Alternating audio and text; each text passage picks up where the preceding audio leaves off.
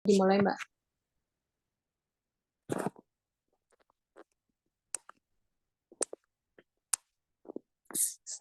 Oke. Baik, terima kasih. Assalamualaikum warahmatullahi wabarakatuh. Salam sejahtera bagi kita semua. Salam Om Swastiastu, Namo Buddhaya, salam kebajikan. Baik, selamat pagi. Saya ucapkan atas kehadirannya Dr. Haji Farida Rahmawati, SCME, selaku dosen pembimbing 2 dan juga Profesor Imam Muklis, SEMSI, selaku pembimbing 1 dari Saudari Heniar Farin Fahira. Pada hari ini, pada kesempatan kali ini kita akan melakukan seminar proposal tesis Saudara Heniar Farin Fahira dengan judul tesisnya faktor-faktor yang mempengaruhi partisipasi masyarakat dalam program Jaminan Kesehatan Nasional JKN di Kabupaten Pasuruan. Baik, terima kasih atas kehadirannya Bu Farida, Prof. Imam, dan rekan-rekan sekalian. Dalam acara seminar proposal kali ini akan dibagi menjadi 4 bagian, yaitu yang pertama, sesi pertama untuk presentasi seminar proposal tesis oleh Saudari Heniar Farin Fahira. Selanjutnya untuk sesi kedua berupa tanya jawab dari teman-teman. Untuk pertanyaan dibatasi 3 pertanyaan, dan mekanisme untuk menyampaikan pertanyaan mungkin dari rekan-rekan nanti bisa mengaktifkan kamera dan menyebutkan pertanyaan dan namanya, dan pertanyaan akan langsung dijawab oleh pemateri. Selanjutnya untuk sesi ketiga, saran dan tanggapan oleh dosen pembimbing 1 dan dosen pembimbing 2, dan selanjutnya yaitu sesi keempat yang merupakan sesi terakhir, pembacaan berita hasil acara seminar. Baik, kita mulai sesi pertama yaitu presentasi seminar proposal tesis oleh Saudari Heniar Farin Fahira. Bisa segera di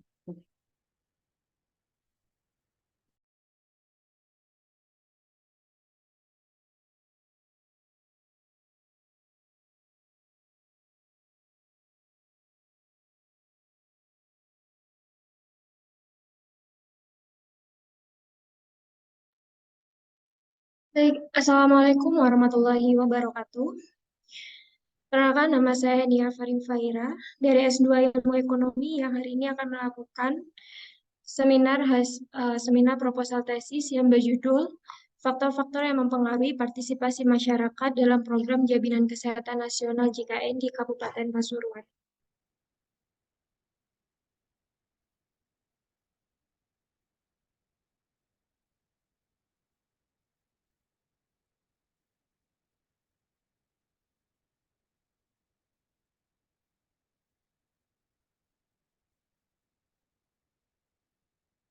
Baik, yang pertama adalah latar belakang, di mana program Jaminan Kesehatan Nasional merupakan program pemerintah yang diperuntukkan bagi seluruh rakyat Indonesia yang telah diatur dalam Undang-Undang Nomor 40 Tahun 2004 dan bersifat wajib bagi seluruh masyarakat Indonesia yang juga dikelola oleh Badan Penyelenggara Jaminan Sosial Kesehatan atau biasa dikenal dengan BPJS Kesehatan, juga diatur dalam Undang-Undang Nomor 24 Tahun 2011.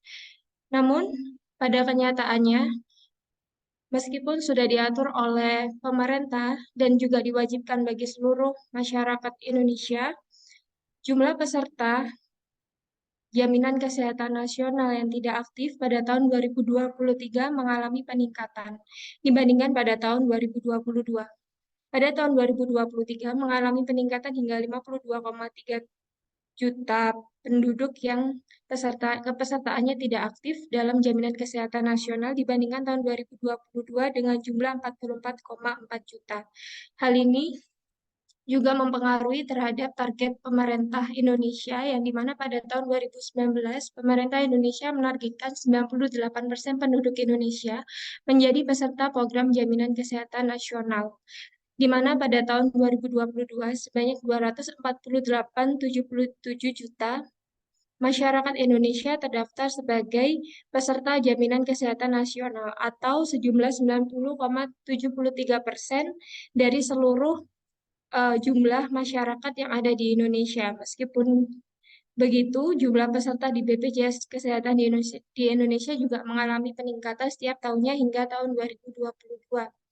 Hal ini sesuai dengan status kepesertaan di BPJS Kesehatan Kabupaten Pasuruan yang juga mengalami peningkatan, yaitu kepesertaan nonaktif, di mana peserta nonaktif di BPJS Kesehatan Kabupaten Pasuruan, PPU swasta jumlah 52.721, nonaktif habis kontrak maupun pensiun, kemudian pekerja mandiri atau PBPU, yaitu sejumlah 75.465 dikarenakan menunggak iuran, PBIN sejumlah 82.383 yang dinonaktifkan Kemensos karena tidak sesuai dengan syarat dan persyaratan yang diberikan oleh pemerintah.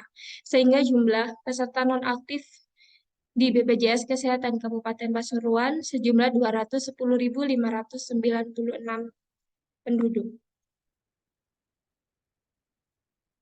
Kemudian research gap daripada penelitian ini adalah dikarenakan meningkatnya peserta jaminan kesehatan nasional atau JKN yang nonaktif, maka disinyalir terdapat faktor-faktor yang mempengaruhi masyarakat dalam berpartisipasi pada program jaminan kesehatan nasional atau JKN. Di antaranya adalah pendidikan, pendapatan, pengetahuan, dan persepsi yang mendorong masyarakat menjadi peserta jaminan kesehatan nasional atau JKN. Rumusan masalah pada penelitian ini yang pertama adalah apa faktor-faktor yang mempengaruhi partisipasi masyarakat dalam program jaminan kesehatan nasional BPJS Kesehatan di Kabupaten Pasuruan. Yang kedua, bagaimana partisipasi masyarakat dalam program jaminan kesehatan nasional atau JKN di Kabupaten Pasuruan. Kemudian tujuan penelitian yang pertama, mengetahui pengaruh dari partisipasi masyarakat terhadap program jaminan kesehatan nasional BPJS Kesehatan di Kabupaten Pasuruan. Yang kedua adalah mengetahui faktor-faktor yang dapat mempengaruhi partisipasi masyarakat terhadap program jaminan kesehatan nasional BPJS Kesehatan di Kabupaten Pasuruan. Kemudian manfaat penelitian yang pertama yaitu manfaat teoritis. Yang pertama untuk mengetahui pengaruh dari partisipasi masyarakat terhadap program jaminan kesehatan nasional BPJS Kesehatan di Kabupaten Pasuruan. Yang kedua mengetahui faktor-faktor yang dapat mempengaruhi partisipasi masyarakat terhadap program jaminan kesehatan nasional BPJS Kesehatan di Kabupaten Pasuruan. Manfaat praktis yang pertama diharapkan dapat menjadi acuan dalam perusahaan asuransi atau BPJS Kesehatan dan pemerintah untuk menentukan langkah strategis dalam merumuskan kebijakan program-program ke depannya. Dan diharapkan hasil penelitian ini dapat meningkatkan kiat belajar dalam memperluas pengetahuan serta pengembangan wawasan dan analisis suatu masalah melalui pendidikan. Yang pertama adalah teori Adam Smith. Teori Adam Smith menjelaskan pembangunan ekonomi adalah proses pertumbuhan penduduk dan kemajuan teknologi dan peran pemerintah sebagai penyedia barang publik seperti layanan kesehatan. Yang kedua adalah teori ekonomi kesehatan oleh Klarman tahun 1964, di mana Klarman menjelaskan ilmu ekonomi yang diterapkan pada topik kesehatan untuk menunjukkan perbaikan kesehatan dan program-program kesehatan terhadap peningkatan produktivitas. Yang ketiga adalah Jaminan Kesehatan Nasional JKN yang diatur di Undang-Undang Nomor 40 Tahun 2004 yang merupakan jaminan perlindungan kesehatan untuk memperoleh manfaat pemeliharaan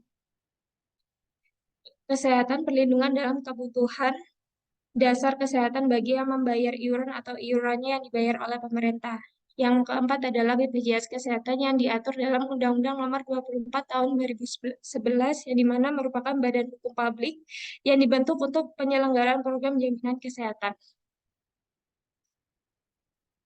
Kemudian ada teori partisipasi masyarakat oleh Medley and Hall tahun 2004 yang merupakan anggota masyarakat yang berkontribusi secara aktif dalam proses pembangunan dan mempengaruhi serta menikmati manfaat pembangunan secara merata dengan indikator partisipasi masyarakat yaitu decision making, implementation, benefit, and evaluation. Pendidikan yang diatur dalam Undang-Undang Sisdiknas Republik Indonesia Nomor 20 Tahun 2003 yang mempunyai indikator jenjang pendidikan kesesuaian jurusan dan usia. Pendapatan menurut Ednar S.L. tahun 1996 yang merupakan penghasilan yang timbul dalam pelaksanaan aktivitas seseorang seperti penjualan imbalan dan lain-lain, memiliki indikator penghasilan yang diterima, jenis pekerjaan, beban keluarga yang ditanggung. Persepsi menurut BPJS Kesehatan tahun 2022 merupakan kemampuan merasakan atau pengindra stimulus melalui pendengaran, indera perasa, dan sebagainya dengan indikator yang pertama kepuasan pelayanan, akurasi pelayanan, kesopanan keramahan, kemudahan pelayanan, dan kenyamanan pelayanan. Yang terakhir adalah pengetahuan, oleh Spencer tahun 1993 merupakan informasi yang dimiliki seseorang merupakan domain yang penting dalam membentuk tindakan seseorang. Dengan indikator yang pertama analytic thinking, conceptual thinking, technique or professional and managerial expertise.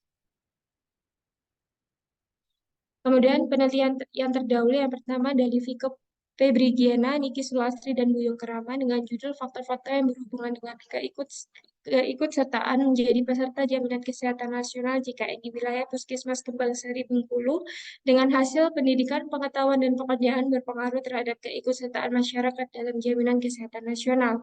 Persamaan dengan penelitian saya teliti adalah objek penelitian yaitu jaminan kesehatan nasional dan perbedaannya adalah pada lokasi penelitian.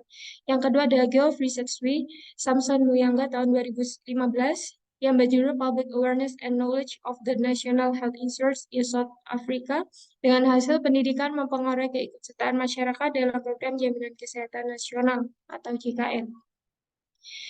Persamaan yaitu objek penelitian yaitu jaminan kesehatan nasional dan perbedaan adalah lokasi penelitian yang dipilih. Kemudian yang ketiga adalah dari Paul Furstein dengan judul The Relationship Between Income and Health Insurance dengan hasil pendapatan dan asuransi kesehatan memiliki hubungan yang signifikan. Asuransi kesehatan meningkat seiring dengan peningkatan pendapatan. Dengan persamaan yaitu objek penelitian, asuransi kesehatan, dan lokasi penelitian yang dipilih. Kemudian yang keempat adalah Laila Dwi Darmayanti dengan judul Faktor yang berhubungan dengan keikutsertaan masyarakat dalam JKN Mandiri Kelurahan Susukan, Kecamatan Ungaran Timur, Kabupaten Semarang. Dengan hasil yaitu tingkat pendidikan, pengetahuan persepsi, pendapat, dan informasi tentang jaminan kesehatan nasional memiliki pengaruh yang signifikan terhadap keikutsertaan masyarakat dalam program jaminan kesehatan nasional. Dengan bersama yaitu objek penelitian mengenai jaminan kesehatan nasional, serta perbedaannya yaitu lokasi penelitian yang dipilih. Kemudian yang terakhir adalah dari Ewuneti M. Baker, Nesvin H. Kahise Birhanu W. Workney tahun 2021 dengan judul Factor Affecting the Uptake of Community-Based Health Insurance in Ethiopia. Dengan hasil yaitu pendapatan dan pendidikan memiliki hubungan signifikan terhadap keikutsertaan masyarakat terhadap program asuransi kesehatan. Dengan persamaan yaitu objek penelitian membahas tentang asuransi kesehatan dan perbedaan yaitu lokasi penelitian yang dipilih. Kemudian kerangka berpikir. Rangka hipotesis yang pertama yaitu pendidikan berpengaruh positif dan signifikan terhadap partisipasi masyarakat dalam program jaminan kesehatan nasional atau JKN di Kabupaten Pasuruan.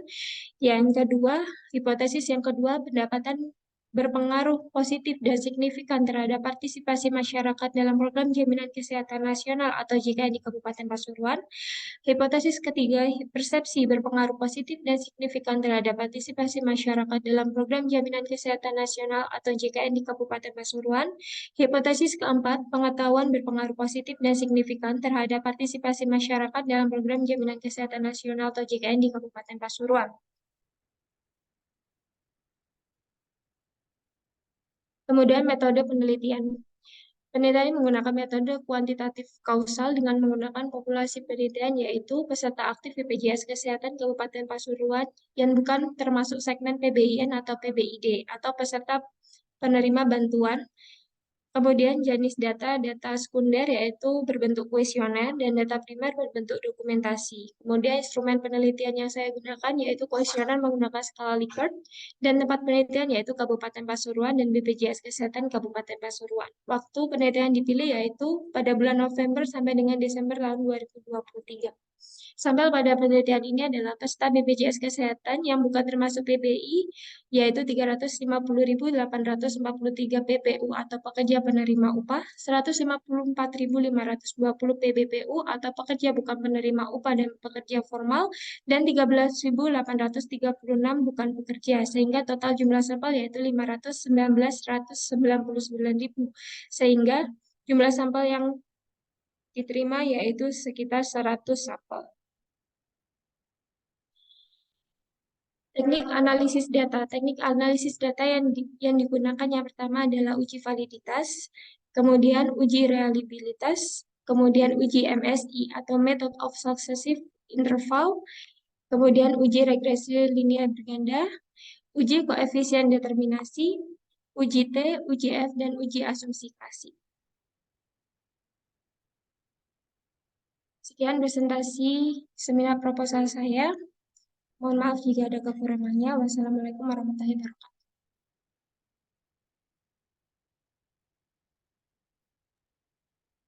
Baik, terima kasih Saudara Heniar Farin Faira atas materi yang telah disampaikan mengenai proposal tesis. Baik, sesi selanjutnya itu sesi kedua untuk sesi tanya jawab. Kepada rekan-rekan, teman-teman sekalian dipersilahkan untuk bertanya mengenai tentang JKN ya, khususnya mengenai materi yang telah disampaikan oleh Saudari Heniar Farin Fahira. Untuk penanya kita batasi 3 orang. Mungkin untuk menyampaikan pertanyaan bisa on kameranya, sampaikan pertanyaannya dan langsung dijawab oleh pemateri.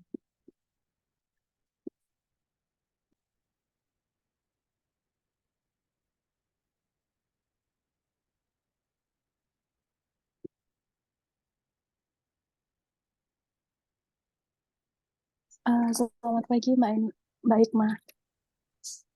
Selamat pagi. Iya, izin saya Siti Markama mau bertanya kepada Mbak Heniar. Eh, Tadi kan sama Mbak Heniar itu disebutkan bahwa dalam penelitian Mbak Heniar ini kan mengkaji terkait faktor-faktor yang melatar belakangi kondisi di mana meningkatkan peserta JKN itu dinonaktifkan gitu kan Mbak. Nah, telah diidentifikasi juga sama Mbak Heniar untuk faktor yang meliputi pendidikan, pendapatan, pengetahuan, dan persepsi.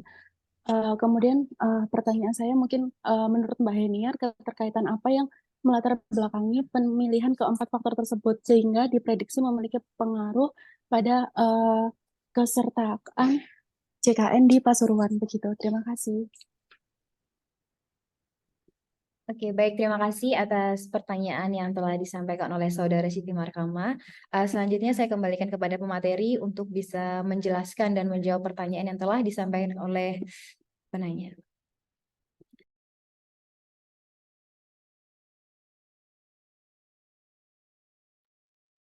Baik, sebelumnya saya mau berterima kasih kepada Mbak Siti Marhama yang sudah bertanya terkait judul proposal saya. Jadi, apa yang latar belakangi saya memilih faktor-faktor tersebut ya karena memang dari penelitian terdahulu juga sudah ada yang menyebutkan bahwa memang sebagian besar faktor-faktor yang mempengaruhi keikutsertaan masyarakat dalam berpartisipasi atau keikutsertaannya dalam BPJS Kesehatan itu yang pertama pasti pendidikan, pendapatan, persepsi, dan juga pengetahuan. Kan, kenapa kok pendidikan? Karena memang pendidikan itu yang menelatar belakangi seseorang dalam mengetahui bagaimana pentingnya asuransi kesehatan selama ini. Jadi kan memang uh, butuh kesadaran untuk masyarakat Indonesia ini menyadari bahwa asuransi kesehatan ini sangat penting bagi kelangsungan hidup. Karena kita tidak pernah tahu kapan kita akan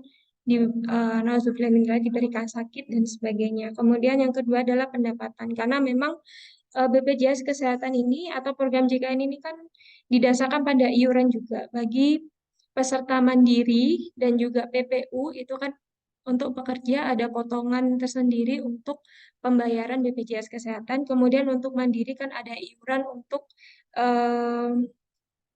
dalam kepesertaannya itu agar mendapatkan layanan kesehatan. Jadi perlu dikaji lagi apakah pendapatan itu eh,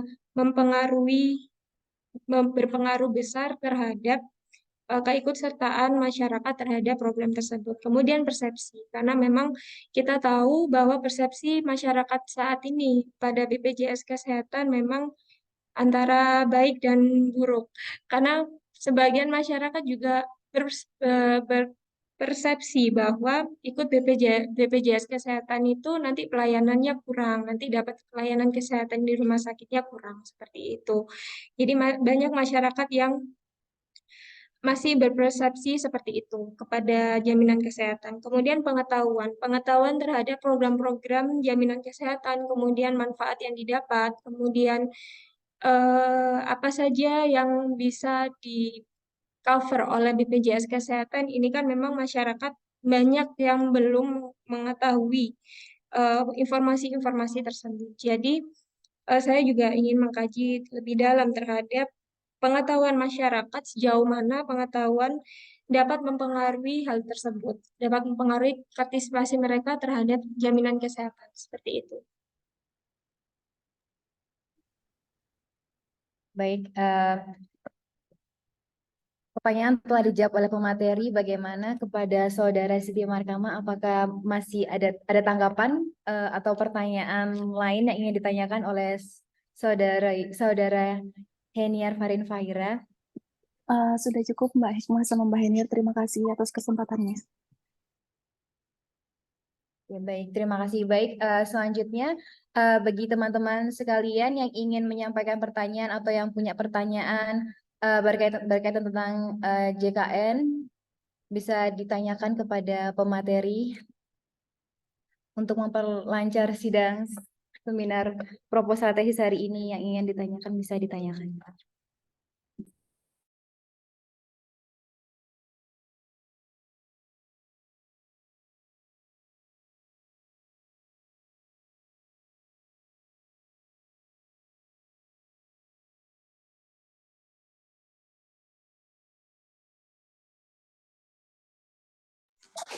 Kalau memang tidak ada, kalau ada ya alhamdulillah syukur. Kalau memang tidak ada mungkin bisa ke sesi Prof Imam dulu sebagai pembimbing satu Mbak. Mungkin ditawarkan lagi aja ke teman-teman. Baik, karena sudah tidak ada pertanyaan yang ingin disampaikan oleh audiens, selanjutnya kita berpindah ke sesi selanjutnya, itu sesi ketiga, saran dan tanggapan dari dosen pembimbing 1 dan dosen pembimbing 2. Baik, saya persilakan untuk dosen pembimbing 1, Profesor Imam Muklis, untuk menyampaikan tanggapan dan sarannya kepada pemateri. Baik ya. Jadi yang saudara tulis itu kan terkait dengan BPJS ya. Utamanya menyangkut pelayanan dan juga persepsi dan juga perilaku masyarakat gitu ya. Karena ini kan juga menyangkut tesis ya, tesis. Sehingga kalau kita menulis tesis itu harus diperhatikan aspek filsafat ilmunya ya. Jadi Anda harus memahami dan betul ontologinya itu apa. Ontologi itu berarti apa yang diteliti itu harus jelas. Ya, unit analisisnya, lokusnya, objeknya, termasuk nanti persepsi respondennya kalau ada. Kemudian yang kedua menyangkut epistemologi terkait dengan metode yang digunakan untuk memecahkan masalah di tahapan-tahapannya. Apakah pendekatan kualitatif atau pendekatan kuantitatif. Kalau pendekatannya kuantitatif, ya, Anda harus kuat di teorinya. Karena di dalam pendekatan kuantitatif itu, Anda hanya menguji sebuah hipotesis. Di mana hipotesis itu kan dirumuskan, dihasilkan dari teori. Nah, sehingga pertanyaannya nanti juga menyangkut teori yang Anda gunakan itu apa. Ya, teori dasar. Ya, kita sebut dengan grand teorinya apa. Gitu. Kemudian yang ketiga menyangkut aksiologi, kemanfaatan dari riset saudara ini nanti berkontribusi pada siapa dan dalam bentuk apa. Apakah kepada pihak BPJS, apakah kepada pemerintah daerah, apakah kepada para pelaku usaha, pengusaha, atau kepada masyarakat. Nah, itu harus jelas terdeskripsikan di dalam sebuah proposal itu. Jadi ontologi, epistemologi, dan aksiologinya harus jelas. Nah, kalau kita bicara jenjang KKNI untuk tesis, itu kan lebih tinggi daripada skripsi. Kalau skripsi itu kan mahasiswa menerapkan ipteknya untuk memecahkan masalah itu sudah bagus. Tapi kalau di level magister, sudah mulai harus ada pengembangannya itu. Pengembangan keilmuannya. Anda misalkan menguasai bidang BPJS. Nah, pengembangan-pengembangan apa yang itu bisa Anda hasilkan? Ya, mungkin dalam metode pemecahan masalahnya, mungkin dalam analisis pembahasan, sampai dengan kontribusi yang Anda hasilkan dalam riset ini. Itu nanti mungkin bisa diperjelas, ya, diperkuat dengan argumentasi teoritis yang ada. Termasuk nanti kalau saudara mengumpulkan data di lapangan dengan kuesioner, kuesionernya itu harus diuji dulu. Verifikator yang relevan di bidangnya itu harus terus diuji, coba, dan proses-proses olah data dan analisis data yang berikutnya begitu. Jadi masukan saya itu saja dari banyak diskusi kemarin. Ya, kalau untuk terus ditingkatkan kualifikasi dari tesis yang Anda hasilkannya ini. Tapi masukan dari saya itu saja. Cukup. Baik, terima kasih Prof. Imam Muklis atas saran dan tanggapannya berkaitan proposal tesis saudari Heniar Fairin Fahira selaku dosen pembimbing 1. Baik, selanjutnya dipersilakan kepada dosen pembimbing 2, Bu Dr. Farida Rahmawati untuk menyampaikan saran dan tanggapannya. Terima kasih. Oke, terima kasih. Sebelumnya selamat dulu ke Mbak Heniar ya, sudah sampai pada proses ujian ya, namanya sebenarnya kalau di surat tugas itu yang saya lihat tuh ujian proposal begitu ya. Jadi ternyata ini juga bagian dari rangkaian penyelesaian tesis ya Mbak. Jadi mohon untuk teman-teman yang lain juga mempersiapkan dengan baik gitu ya. Selamat ya Mbak Heniar, semoga seterusnya juga lancar gitu ya. Terima kasih Bu Farida. Sama-sama. Yang kedua, saya sebenarnya saya lebih banyak mungkin di redaksionalnya. Hanya saja saya menggarisbawahi apa yang disampaikan oleh Prof. Imam tadi. Saya sepakat Mbak. Jadi terutama di grand teori itu menurut saya memang penting dan itu perlu ditambahkan di sini. Jadi yang Mbak Heniar kalau saya baca draftnya, makanya tadi pagi saya minta draftnya itu, kalau saya baca draftnya itu lebih banyak menguraikan tentang konsep ya, bukan grand teori yang ada di bab 2-nya Mbak Heniar. Misalnya tentang partisipasi masyarakat, kemudian tentang prinsip-prinsip BPJS dan sebagainya. Itu hanya edisional aja, tambahan aja, tapi sebenarnya di bab 2 yang harus dimunculkan itu adalah grand theory, dan itu saya lihat belum ada. Subbabnya sudah ada, yakni ekonomi kesehatan, tapi di dalamnya masih belum membahas sama sekali, jadi mungkin hanya semacam kutipan-kutipan saja begitu. Nah, di ekonomi kesehatan itu nanti yang diuraikan itu, yang namanya grand theory itu nanti Mbak Heniar, adalah teori yang menjelaskan bahwa ternyata kesehatan itu bagian penting dalam proses pertumbuhan ekonomi. Saya akan kasih contoh misalnya teorinya, misalnya teori Harodomar. Harodomar itu kalau kita meneliti tentang investasi berarti grand teorinya adalah grand teorinya Harodomar, yang mana Harodomar itu meyakini kunci utama pertumbuhan ekonomi itu adalah investasi modal. Ya, kemudian ada lagi Solo teori, itu saya akan kasih contoh macam-macam grand teori gitu ya dalam ekonomi. Kemudian misalnya teori pertumbuhan ekonomi Solo. Solo itu mementingkan adanya teknologi. Jadi kalau misalnya kita mau meneliti tentang misalnya pengaruh teknologi terhadap pertumbuhan ekonomi, misalnya melalui financial teknologi atau apalah yang berbau dengan teknologi, berarti grand teorinya adalah teorinya Solo. Itu yang namanya grand teori. Bisa dipahami Mbak Heniar? Nah, Heeh, heeh. Jadi grand teori yang seperti yang diminta Prof. Imam tadi itu bukan sekedar sekedar apa namanya konsep-konsep pembahasan-pembahasan yang misalnya kesehatan sangat penting dalam pertumbuhan ekonomi, misalnya bukan seperti itu, tapi grand-nya, grand itu ya induknya gitu. Jadi itu yang menurut saya memang harus dimunculkan di bab 2 seperti yang disampaikan Prof. Imam dan silahkan dicari. Kalau mau mungkin bisa melihat penelitian-penelitian yang membahas tentang dampak pandemi terhadap pertumbuhan ekonomi itu pakai grand teorinya apa ya gitu ya yang membahas pentingnya kesehatan dalam pertumbuhan ekonomi gitu ya satu itu substansi itu yang saya minta. Kemudian sekarang yang redaksional itu ada beberapa catatan ya Mbak Heniar.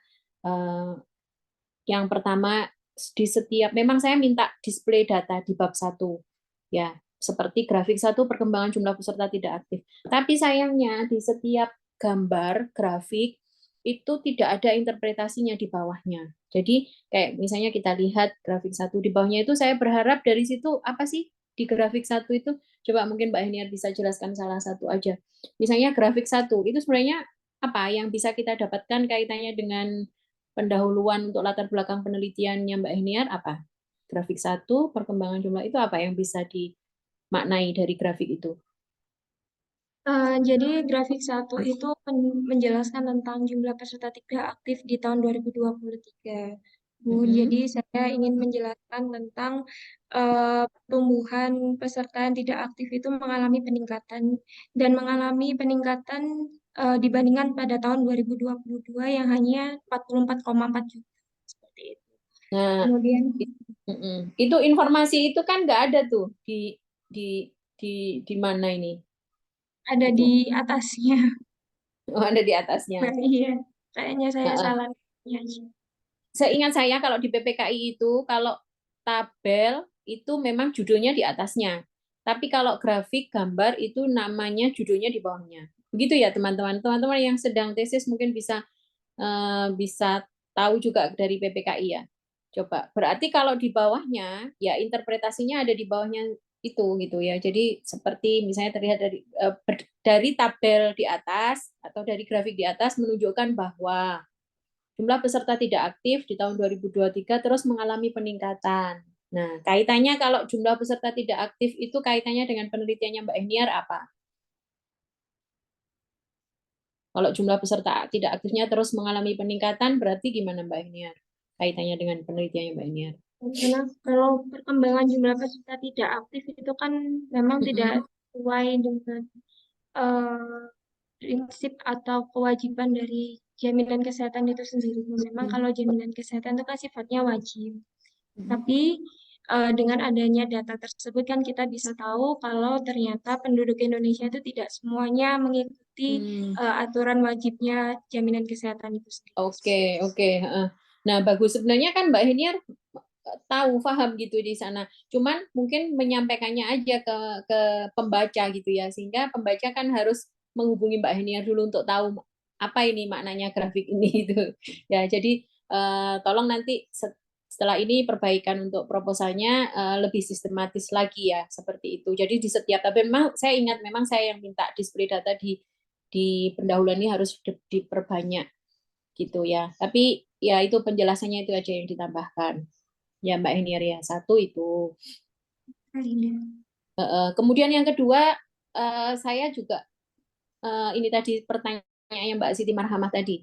Jadi proses menemukan variabel-variabel X1, X2, X3 dan seterusnya itu yang menurut saya juga belum begitu nampak di sini gitu. Kok tiba-tiba ada pendidikan, kemudian macam-macamnya pendapatan dan seterusnya. Itu yang belum muncul di situ gitu ya.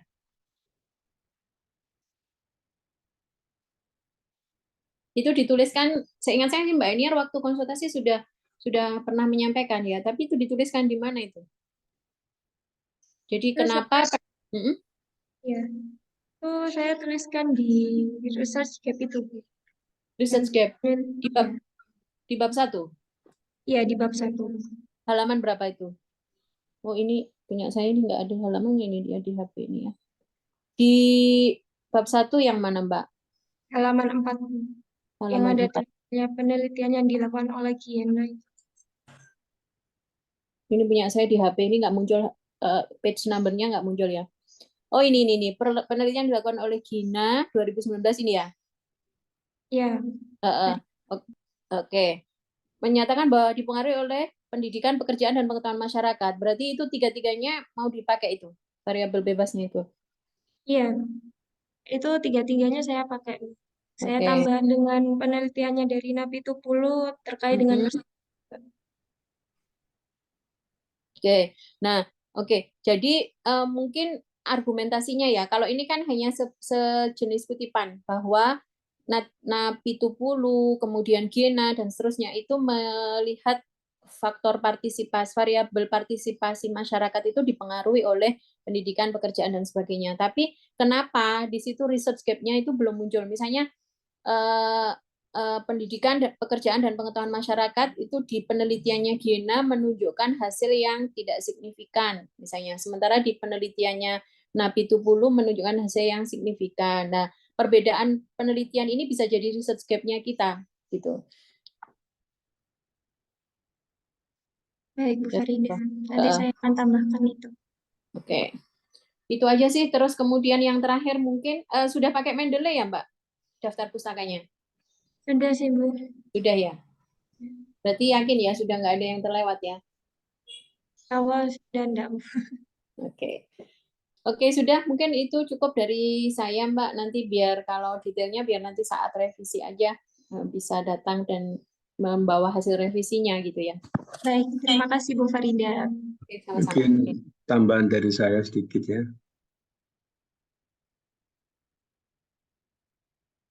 Halo. Ya, Ya baik Pak, Pak. dipersilakan. Nah, itu nanti ini kan sebenarnya sesuai dengan bidang kamu ya. Sebenarnya masih sedikit yang membahas ini, tapi bisa dilakukan ya terkait dengan bagaimana saudara nanti mengkonstruksikan sebuah grand theory itu, yang mungkin bisa saja dipilih tentang ekonomi kesehatan itu ya, kesehatan. Tapi apakah itu relatif dengan apa yang kamu teliti? Maksudnya relatif itu variabel-variabel yang kamu gunakan itu nanti apakah menginduk di teori yang nanti kamu kembangkan. Misalkan bicara ekonomi kesehatan, itu di sana kan ada aspek institusi, ya, ada aspek kelembagaannya di ekonomi kesehatan itu.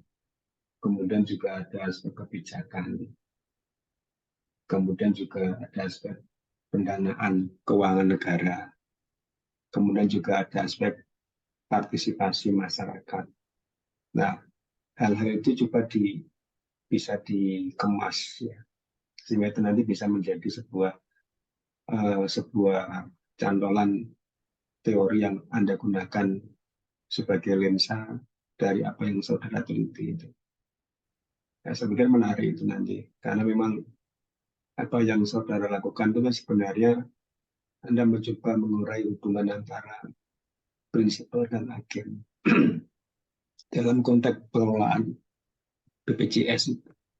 Ya, prinsipal dan agen itu antara masyarakat pengguna dan apa namanya stakeholder yang diamanati oleh undang-undang untuk mengelolanya itu. Ya, stakeholdernya kan banyak, ada rumah sakit, ada pemerintah, ada pihak swasta, ada masyarakat. Nah, itu juga bisa dijadikan bahan untuk mengkonstruksi teori yang Anda gunakan sebagai basis yang tadi dikatakan sebagai grand theory itu. Ya, Mbak. Ya, Imam, terima kasih. Coba nanti dicari di artikel-artikel atau referensi, misalkan health economic, coba baca sekilas. Ya. Terus yang kedua, lupa tadi, coba saudara menggunakan referensi dari pembimbing saudara. Jadi Bu Farida nulis apa, saya nulis apa, dicari, digunakan referensi yang relevan dengan riset Anda. Ya, Itu Ya, untuk Prof. mensitasi karyanya Bu Farida dan karya saya di tesis Anda dan juga di artikel yang nanti Anda buat. Ya, Baik, Prof. semangat, mudah-mudahan berhasil. Oke, saya berikan pada Mbak Moderator, Mbak Hikmah Tri. Nah, silakan. Baik, terima kasih Prof. Imam atas sarannya. Baik, selanjutnya kita berada di sesi terakhir, yaitu sesi keempat, pembacaan berita acara, di mana tadi sudah disampaikan dan dijelaskan oleh pemateri mengenai faktor-faktor yang mempengaruhi tentang JKN di Kota Pasuruan. Selanjutnya juga ada pertanyaan dari Saudari Siti Markamah. Apa sih hal-hal yang melatar belakangi penemuan variabel sehingga variabel tersebut dijadikan kunci untuk penelitian. Selanjutnya juga ada tanggapan yang telah diberikan oleh dosen pembimbing 1, Profesor Imam Mukhlis, yaitu yang berkaitan tentang ontologi, epistemologi, dan aksiologi, serta bagaimana cara penemuan grand teori yang baik itu seperti apa. Selanjutnya juga ada saran yang telah disampaikan oleh Dr. Farida Rahmawati, yaitu berkaitan grand teori dan juga bagaimana kita harus menginterpretasikan suatu data seperti itu, dan juga selanjutnya mengenai penulisan daftar pustaka. Baik, terima kasih. Dengan ditandainya pembacaan akhir berita acara, maka seminar proposal tesis dinyatakan telah berakhir. Baik, terima kasih saya ucapkan kepada kehadiran Prof. Imam Mukhlis, Dr. Farida Rahmawati, serta teman-teman sekalian yang meluangkan waktunya untuk hadir pada seminar proposal tesis pada pagi hari ini. Baik, terima kasih. Kita ucapkan selamat kepada Mbak Heniar. Semoga proposal tesisnya, penelitian tesisnya berjalan dengan lancar. Terima kasih Prof. Imam, Bu Terima Farida. kasih Prof. Imam dan Bu Farida. Terima kasih Ya, semua. oke, sama-sama teman-teman. Makasih semuanya. Saya Liv ya. Prof. Imam. Iya, Bu Farida. Apa sehat ya? Sehat, Prof? Kayaknya kurang sehat ya? Iya, agak-agak Oh, flu. oh, geng, sehat-sehat. Sehat-sehat. Terima kasih. Ya, Oke. makasih.